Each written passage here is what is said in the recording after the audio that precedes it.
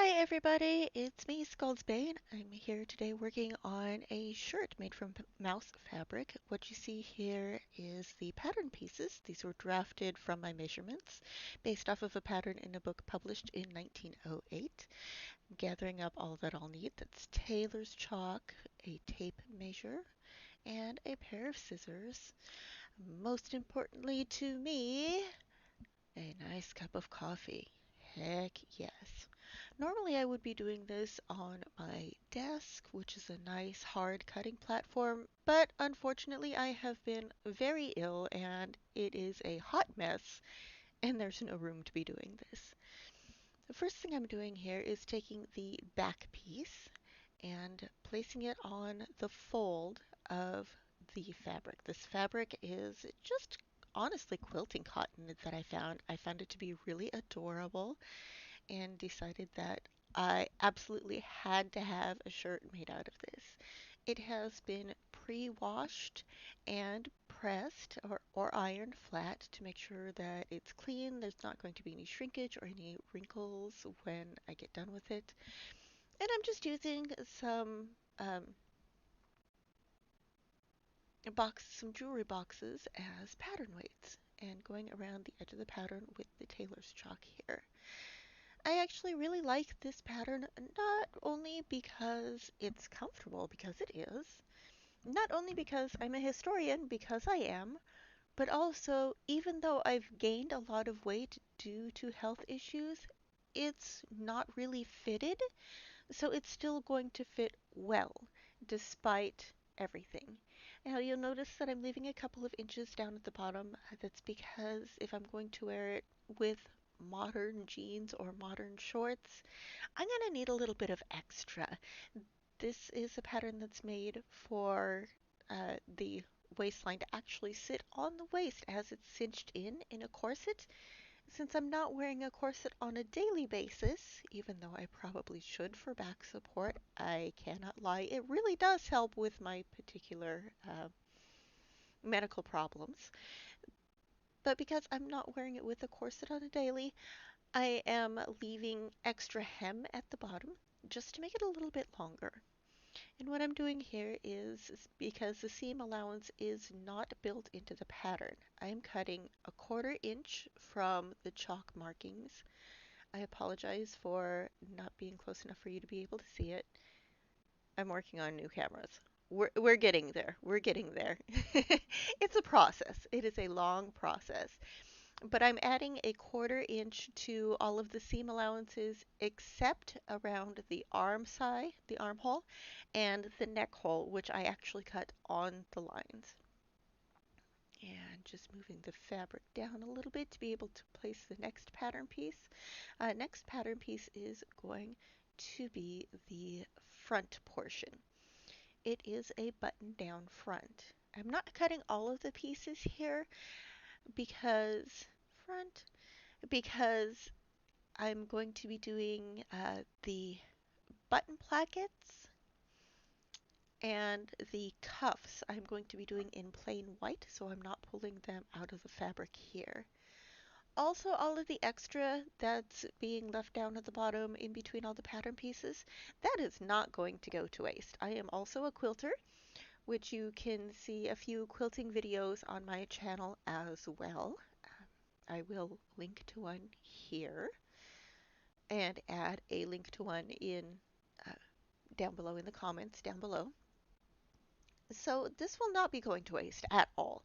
All of the scrap fabric will be used.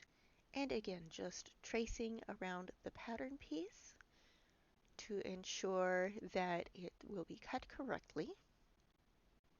I'm having a little bit of a problem here because honestly the bed is squishy and it does work best to use a hard surface to trace around the pattern pieces when doing this. But I am getting there. I'm getting there. And then again at the bottom, leaving a little bit of extra. Now here, there is, I don't know if you can see it very well, but there's actually a curve and the pattern piece does curve downwards a little bit in the front. and that is just how the pattern was written in the book. If I can find a link to the book, I will absolutely put that in the commentary down below. I believe there is a link to it in archive.org, and it's honestly, I love Archive. Archive is amazing. If any of you have an extra dollar or two that you can spare, absolutely 100% I recommend that you go to Archive and donate a dollar or two. It's a wonderful resource for just about anybody who's into anything. They have everything from, oh my goodness, mm, I want to say Middle Ages all the way up to modern. It's amazing. 100%. And again, I'm just going around and adding that 1/4 inch seam allowance, except on the arm side and on the neckline. I am going to be making minor changes to both the armhole and the neckline.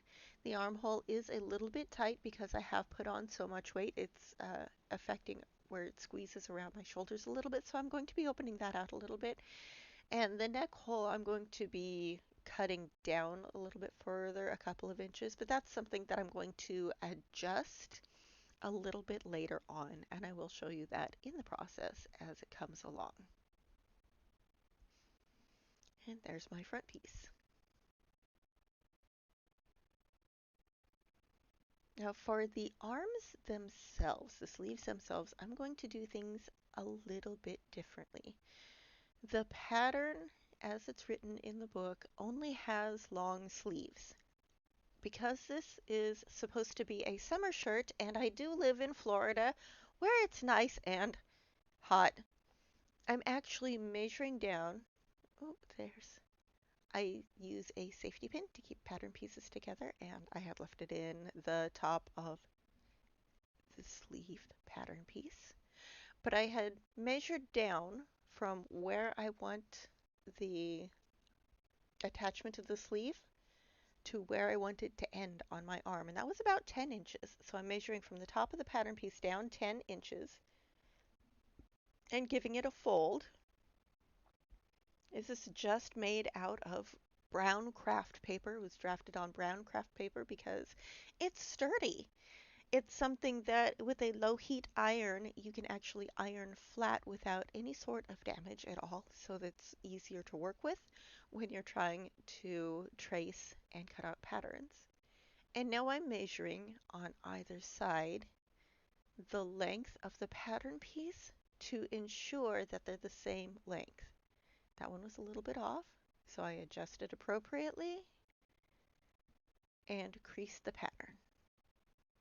So now when I put the sleeve together, that seam down the inside of the sleeve will match appropriately, and I will not have to trim anything. Now to make sure, because this is the directional fabric, to make sure that the little mice are right side up, I'm having to place the pattern piece in this direction because I don't want upside down little mouses, little mice.